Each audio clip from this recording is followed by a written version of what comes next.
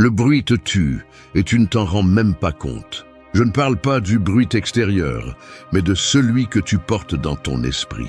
Celui qui t'empêche de dormir, qui te fait douter, qui répète encore et encore ce que tu aurais déjà dû lâcher. Ce bruit qui se déguise en pensée, en souci, en culpabilité. Et le pire, c'est que tu t'y habitues. Tu apprends à vivre avec la tête pleine de voix qui te drainent d'énergie, avec des émotions qui t'obscurcissent, avec le besoin constant de répondre, d'expliquer, de discuter. Mais le véritable pouvoir n'est pas dans le fait de parler plus fort, mais d'apprendre à se taire. Le silence n'est pas une faiblesse, c'est la forme la plus élevée de contrôle. Seul celui qui a appris à maîtriser le bruit interne peut agir avec clarté au milieu du chaos. Car le silence ne signifie pas l'absence d'action, mais la présence de conscience. Cela signifie que ton esprit ne réagit plus, mais qu'il choisit. Que tu n'as plus besoin de prouver, de convaincre ou de te défendre, parce que tu sais qui tu es. Le stoïcisme l'a compris il y a des siècles. Plus il y a de bruit à l'intérieur, moins tu as de paix à l'extérieur. C'est pourquoi le travail le plus profond n'est pas de crier tes changements, mais de les réaliser en silence. Sans chercher l'approbation, sans te comparer, sans t'accrocher au passé, sans exiger que le monde te comprenne. Parce que la véritable croissance ne se publie pas, elle se vit. Chaque fois que tu choisis le silence plutôt que le conflit, la tranquillité plutôt que l'impulsion, tu deviens quelqu'un de plus fort. Alors reste, parce que ce n'est pas un message pour celui qui cherche à se sentir bien pour un moment. C'est un message pour celui qui en a marre de vivre avec du bruit dans la tête et qui veut retrouver son pouvoir. Aujourd'hui, tu comprendras que le silence n'est pas la fin de quelque chose, c'est le commencement de tout. 1. Vis sans chercher l'approbation. Imagine une pièce pleine de miroirs. Dans chacun, tu vois une version différente de toi. L'une sourit même si elle est fatiguée. Une autre cherche l'approbation, une autre se compare aux autres, une autre se sent coupable pour quelque chose qu'elle ne peut plus changer. Tu t'approches de chaque reflet en essayant d'ajuster quelque chose, de redresser une image, d'effacer une imperfection. Mais plus tu t'efforces, plus tout devient déformé. Cet endroit est ton esprit lorsque tu vis en cherchant l'approbation. Un labyrinthe de reflets où tu oublies qui tu es vraiment. Parce que chaque miroir te renvoie ce que les autres veulent voir. C'est ainsi que la plupart des gens vivent, en attente du jugement des autres, en adaptant leur essence pour s'adapter à des moules qui changent chaque jour, en renonçant à l'authenticité par peur du rejet. Mais ce qu'ils ne comprennent pas, c'est que plus tu cherches à plaire, plus tu t'éloignes de ta vérité. Vivre sans chercher l'approbation est un acte de rébellion dans un monde qui t'apprend dès l'enfance à plaire. On t'éduque pour recevoir des applaudissements, pas pour te respecter. On te dit que le succès se mesure par l'acceptation, par les likes, par la validation des autres. Mais c'est un piège. Parce que quand tu vis pour plaire, tu deviens esclave des attentes. Ta valeur dépend d'un applaudissement qui peut disparaître à tout moment. Et quand cela arrive, tu ressens le vide. Le stoïcien le savait.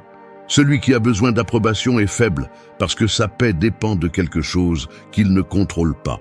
C'est pourquoi la véritable force réside dans le fait de se libérer du désir d'être accepté. Faire ce qui est juste même si personne ne le voit.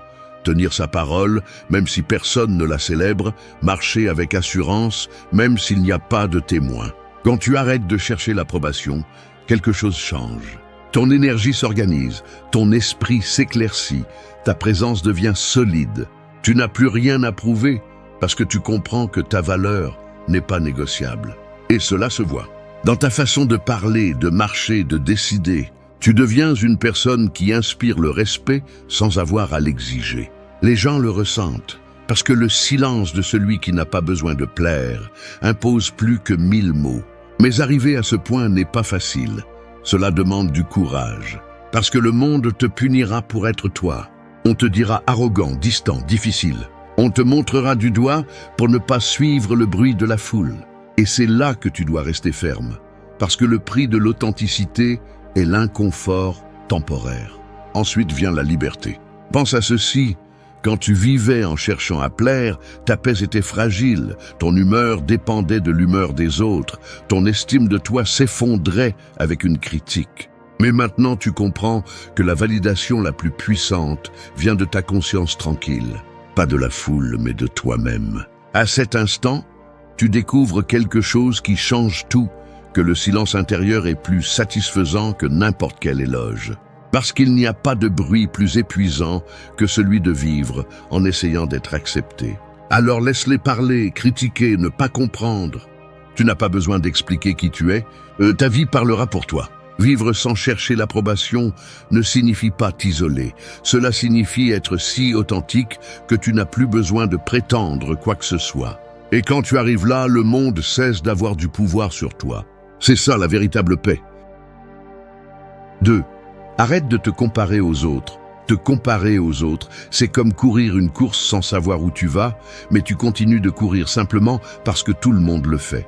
Tu regardes autour de toi et tu vois les autres avancer, rire, réussir, afficher une confiance apparente, et à ce moment-là, tu as l'impression d'être en retard. Mais la vérité est que personne ne suit le même chemin.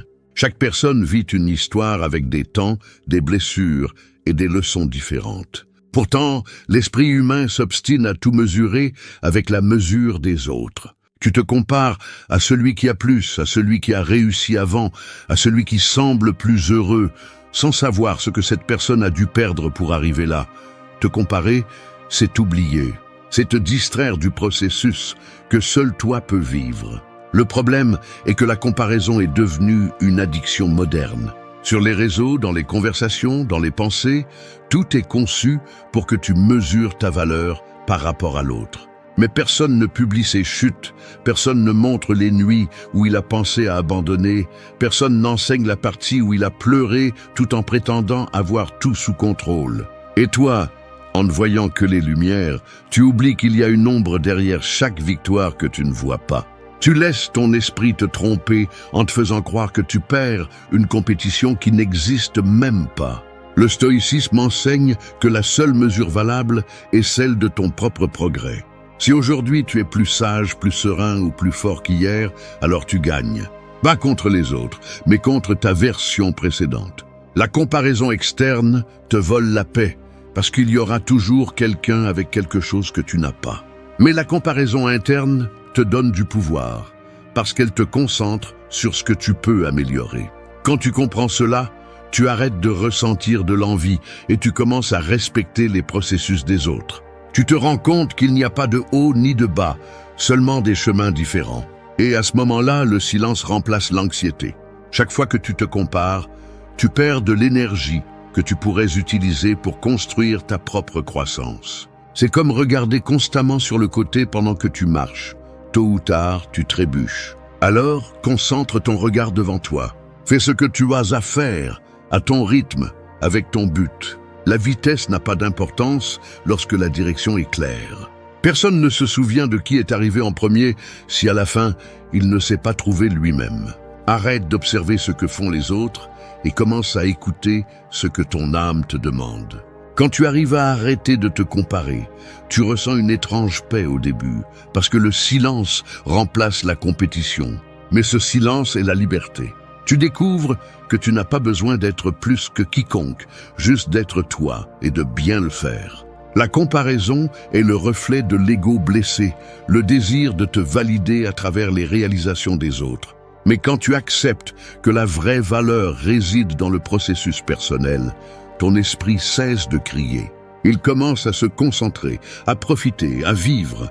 Et alors tu comprends qu'il n'y a pas de meilleure sensation que d'avancer sans hâte, sans regarder sur les côtés, en sachant que ce que tu fais a du sens pour toi, pas pour les autres. Alors, ne cours contre personne. Marche avec toi-même. Observe ton progrès avec honnêteté et célèbre tes petits pas, même si personne ne les voit. Parce que chaque jour où tu choisis ton propre rythme au lieu de concourir, tu guéris. Tu construis une vie avec un but, sans bruit, sans comparaison. Et quand tu regarderas en arrière, tu te rendras compte de quelque chose de puissant. Le temps que tu as perdu à te comparer était le même que tu avais besoin pour te trouver. 3. Lâche la culpabilité du passé. Porter la culpabilité est comme traîner une valise pleine de pierres sur un chemin sans fin. Au début, tu penses que tu peux la porter, que c'est juste une question de force. Mais à chaque pas, tu te rends compte qu'elle pèse de plus en plus. Le plus curieux, c'est que personne ne t'oblige à la porter. C'est toi qui as décidé de ne pas la lâcher. Cette valise représente tout ce que tu n'as pas pardonné, tout ce que tu as fait ou n'as pas fait, tout ce qui te tourmente lorsque la journée se termine. La culpabilité ne sert pas à guérir. Elle sert à te rappeler que tu n'as pas encore appris à te pardonner. Et tant que tu ne le feras pas, tu continueras à vivre attaché à ce que tu ne peux plus changer. L'esprit a une capacité cruelle. Il peut revivre le passé encore et encore avec la même intensité, comme si les blessures ne s'étaient jamais refermées. Il te fait penser que si tu avais agi différemment, tout serait mieux. Mais la vérité est qu'il n'existe pas un passé alternatif où tu étais parfait. Ce que tu as fait était ce que tu savais faire avec le niveau de conscience que tu avais. De blâmer maintenant, c'est exiger de ton ancien toi qu'il ait la sagesse de ton présent. Et c'est injuste. La culpabilité ne corrige pas, elle te stagne. Elle te maintient coincé dans un temps qui n'existe plus, te volant l'énergie que tu pourrais utiliser pour construire ce qui vient. Le stoïcisme enseigne que la seule chose que tu peux contrôler est ce que tu fais aujourd'hui. Pas hier, pas demain. Ce qui est entre tes mains maintenant. Si quelque chose du passé te fait mal, utilise-le comme une leçon, pas comme une punition. La culpabilité doit se transformer en apprentissage, car rester à vivre en elle est comme essayer de nager avec des chaînes. Sénèque disait qu'aucune personne ne regrette d'avoir agi correctement, mais si de s'être lamentée sur ce qu'elle ne pouvait pas changer. Le pardon, surtout celui que tu te donnes à toi-même, n'est pas une faiblesse, c'est une libération. C'est comprendre que la douleur faisait partie de ta formation, pas de ta condamnation. Pour lâcher la culpabilité, tu dois d'abord accepter la réalité sans fioriture. Accepter que tu as échoué, que tu as blessé, que tu t'es trompé. Non pas pour te punir, mais pour comprendre. Quand tu le fais, tu cesses de te voir comme le méchant de ton histoire et tu commences à te voir comme quelqu'un qui apprend. Nous avons tous, à un moment donné, fait des choses que nous aimerions changer. Mais répéter le passé dans ta tête ne l'efface pas, il le rend seulement plus grand. Ce qui peut le changer, c'est ton comportement présent. Chaque bonne décision que tu prends maintenant réécrit ton histoire en silence. Te pardonner ne signifie pas oublier, cela signifie lâcher le poids. Cela signifie regarder en arrière sans que cela te fasse mal. Cela signifie pouvoir parler de ce que tu étais sans avoir honte. Parce que si tu ne peux pas te pardonner, tu vivras toujours avec la peur de répéter. Et cette peur est une prison invisible. La culpabilité ne te rend pas meilleur, elle te rend plus fragile. Elle te force à punir chaque partie de toi qui a besoin de compréhension. Mais quand tu choisis de te pardonner, tu ne guéris pas seulement, tu retrouves ta force. Alors laisse cette valise sur le sol. Regarde en arrière avec gratitude, pas avec rancune. Le passé a déjà fait son travail. Il t'a montré ce que tu ne veux plus être. Maintenant, ton devoir est d'avancer léger. Parce que tant que tu continues à porter ce qui n'existe plus, l'avenir ne pourra jamais arriver. Lâcher la culpabilité, ce n'est pas oublier ce qui s'est passé, c'est décider que ton histoire ne se termine pas à ce point. C'est fermer la blessure avec acceptation et continuer à marcher avec dignité. Parce que celui qui se pardonne, finalement se libère. 4. Accepte ce que tu ne peux pas contrôler. Il y a des tempêtes qui ne s'arrêtent pas même si tu fermes les yeux. Tu peux crier, courir ou essayer de convaincre le ciel d'arrêter de pleuvoir, mais la pluie continuera de tomber, peu importe ce que tu fais. C'est la vie. Il y a des choses qui ne dépendent tout simplement pas de toi. Des personnes qui changent sans prévenir, des circonstances qui te dépassent, des pertes que tu ne peux pas éviter. Pourtant, l'esprit humain résiste à cette vérité. Il veut tout contrôler, gérer chaque résultat, comprendre chaque cause. Mais cette tentative de dominer l'indomptable ne génère que de la souffrance, le besoin de contrôle et le déguisement de la peur. Une façon de cacher l'insécurité derrière le désir que tout se passe comme tu le veux. Accepter ce que tu ne peux pas contrôler ne signifie pas abandonner. Cela signifie te libérer. Cela signifie arrêter de lutter contre la réalité et commencer à travailler avec elle. C'est comprendre que tout ce qui fait mal n'est pas entre tes mains, mais c'est à toi de décider comment tu choisis de l'affronter. C'est la différence entre la faiblesse et la force. Le faible se frustre parce qu'il ne peut pas changer les circonstances. Le fort se concentre sur le changement de sa réponse. Le calme ne vient pas de tout contrôler, mais d'accepter que le contrôle est une illusion. Tu peux te préparer, prévoir, agir avec prudence, mais à la fin, le monde bougera comme il le souhaite et ta tâche n'est pas de le dominer, mais de t'adapter à lui. Le stoïcisme l'explique clairement. Il divise la vie entre ce qui dépend de toi et ce qui ne dépend pas de toi. De toi dépend ton esprit, tes actions, tes décisions. Tu ne peux pas contrôler le comportement des autres, les opinions, le climat, les résultats. Mais la plupart des gens investissent leur énergie à l'envers, essayant de contrôler l'extérieur tout en négligeant l'intérieur. C'est pourquoi ils vivent fatigués, frustrés et anxieux. Essayer de changer ce qui n'est pas entre tes mains est comme pousser un mur en espérant qu'il bouge. Cela t'épuise et ne te mène nulle part. La sérénité apparaît lorsque tu décides de te concentrer uniquement sur ce que tu peux maîtriser, ton caractère, ta discipline, ta façon de penser. Il y a une paix qui vient lorsque tu arrêtes de résister au flux de la vie. Quand tu comprends que les choses ne se passent pas comme tu l'as prévu, non pas parce que l'univers est contre toi, mais parce que parfois tu as besoin d'apprendre à lâcher prise. Tu ne peux pas décider quand quelqu'un part, quand une opportunité se termine ou quand une étape se termine, mais tu peux décider comment tu te tiens face à cela. C'est la liberté intérieure que les sages recherchent tant, la capacité de rester calme, même si tout s'effondre à l'extérieur. Quand tu apprends à accepter, tu arrêtes de réagir avec colère et tu commences à agir avec clarté. Accepter ce que tu ne peux pas contrôler n'est pas de la passivité, c'est de l'intelligence émotionnelle. C'est regarder le chaos avec sérénité et te demander quelle partie de cela dépend de moi. C'est ne pas t'épuiser à discuter avec la réalité, parce que la réalité ne change pas avec des arguments. Tu changes et en le faisant, ta perception du monde change. C'est le paradoxe. Plus tu acceptes, plus tu deviens fort. Parce que l'acceptation ne te retire pas de pouvoir. Elle te rend celui que tu avais perdu en luttant contre l'inévitable. Alors, arrête d'essayer d'arrêter la tempête et apprends à marcher sous la pluie. Laisse le vent souffler, laisse la vie bouger, laisse le temps arranger ce qu'il doit. Tout n'a pas besoin de ton intervention, tout ne mérite pas ton contrôle. Parfois, la chose la plus sage que tu peux faire est d'observer en silence, de respirer profondément et de laisser les choses suivre leur cours. Parce que lorsque tu acceptes ce que tu ne peux pas contrôler, le bruit s'éteint, l'esprit se calme et l'âme enfin se repose. 5. Renonce à avoir toujours raison. Défendre la raison à tout prix est comme essayer de tenir une corde qui brûle entre tes mains. Plus tu la serres, plus elle te fait mal.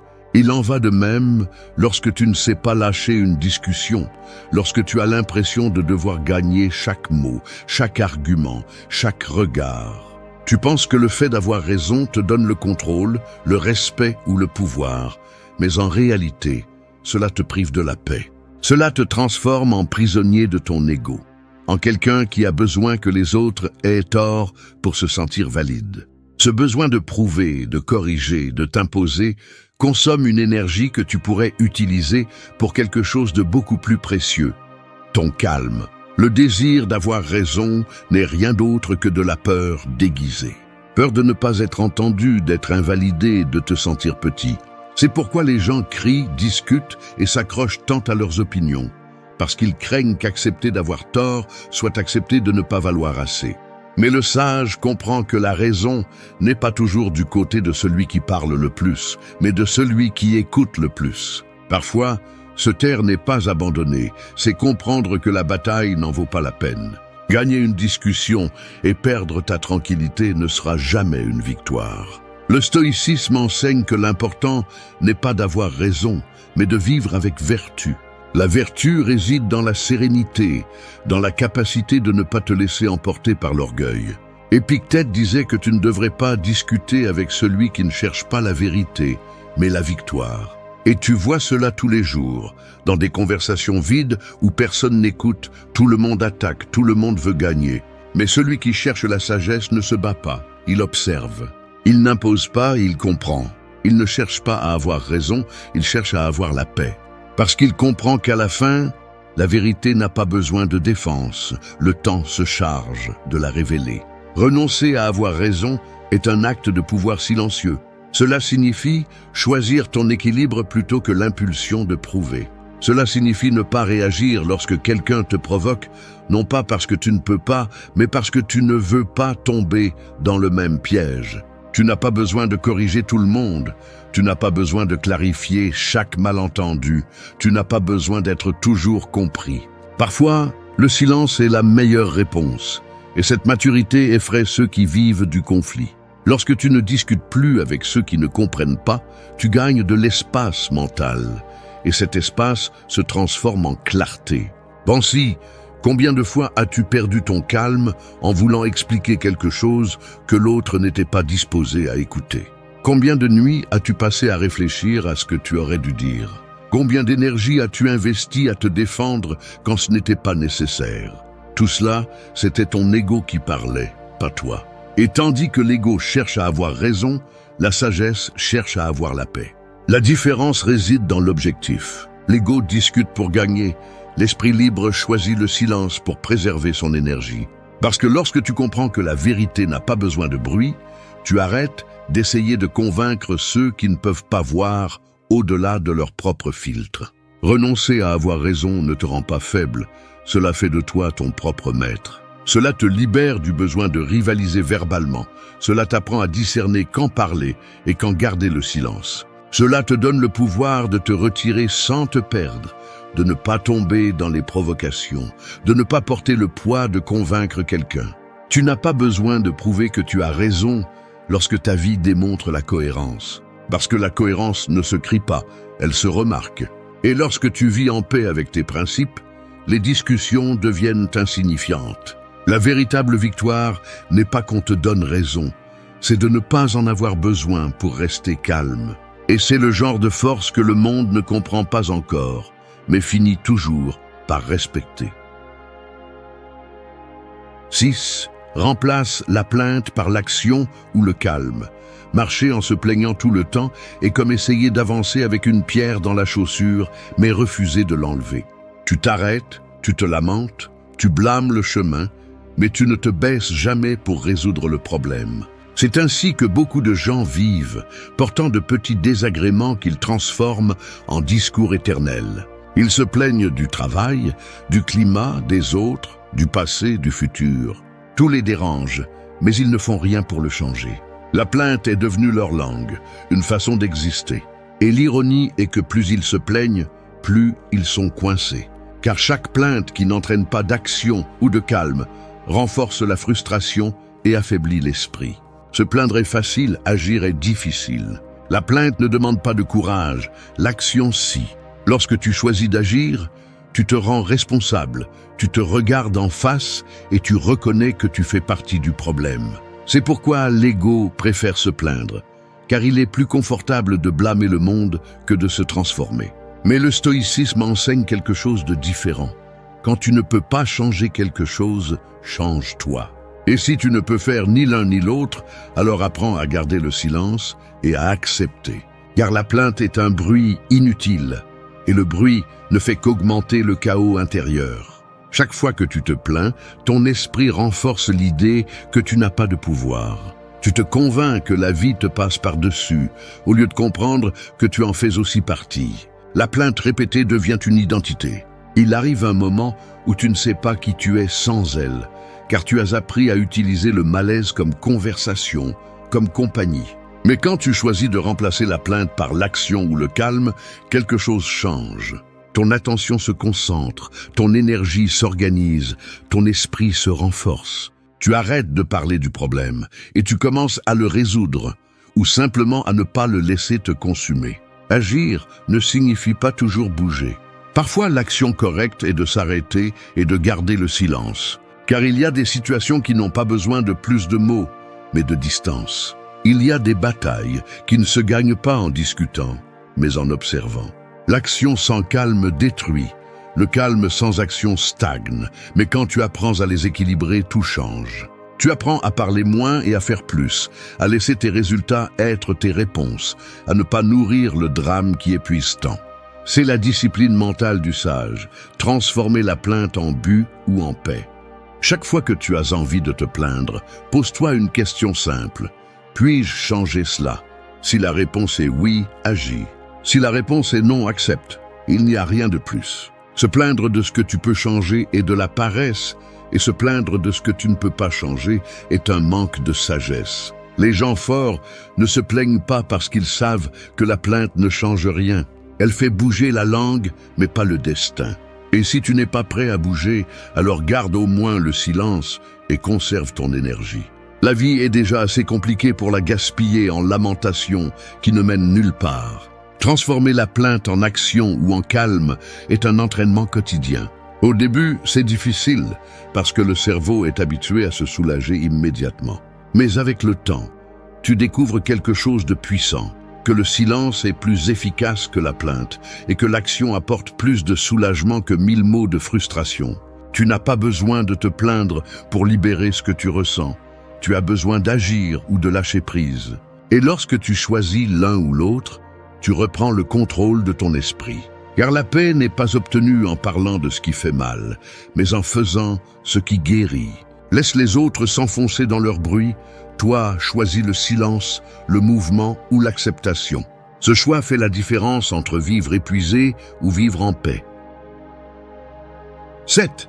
Avancez sans hâte et avec patience. La vie ressemble à une graine enterrée sous terre. Peu importe combien vous criez ou combien vous l'observez, elle ne va pas germer avant l'heure. Elle a son rythme, son processus, son silence. Mais l'être humain, impatient par nature, veut des résultats immédiats, veut fleurir sans passer par l'obscurité, veut du succès sans attente, veut la paix sans discipline. Nous vivons à une époque où tout s'accélère, où vous confondez mouvement avec progrès et rapidité avec efficacité.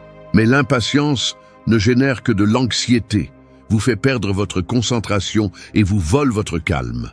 Avancer sans hâte ne signifie pas rester immobile. Cela signifie comprendre que les grandes choses prennent du temps, que ce qui vaut la peine nécessite de la maturation. La patience ne consiste pas à attendre sans rien faire, mais à garder son calme, tout en faisant ce que vous devez faire. Cela signifie agir sans désespoir, faire confiance au processus même lorsque vous ne voyez pas de résultat. C'est une vertu silencieuse que seul l'effort possède, car elle implique de renoncer au contrôle du temps. Le stoïcisme enseigne que la vie n'avance pas toujours au rythme que vous souhaitez, mais toujours au rythme dont vous avez besoin. Forcer les choses ne les accélère pas, cela les brise seulement. Et chaque fois que vous vous impatientez, vous finissez par saboter ce que le temps préparait pour vous. Le problème est que nous vivons obsédés par l'arrivée. Arriver à l'objectif, à la reconnaissance, à la stabilité, au bonheur. Et dans cette course constante, vous oubliez l'essentiel, profitez du voyage. Vous pensez que lorsque vous atteindrez ce que vous cherchez, vous vous sentirez enfin complet. Mais lorsque vous arrivez, vous cherchez déjà autre chose. L'impatience est un cercle vicieux, un piège mental qui vous fait croire que la vie est ailleurs. Mais la vie se passe ici, en 7 secondes, à chaque pas que vous faites sans vous précipiter. La hâte vous vole la capacité d'observer, d'apprendre, de ressentir. Avancer sans hâte est un acte de foi. C'est regarder vers l'avant avec la certitude que ce qui vous appartient arrivera en son temps et que ce qui ne vous appartient pas partira sans vous entraîner.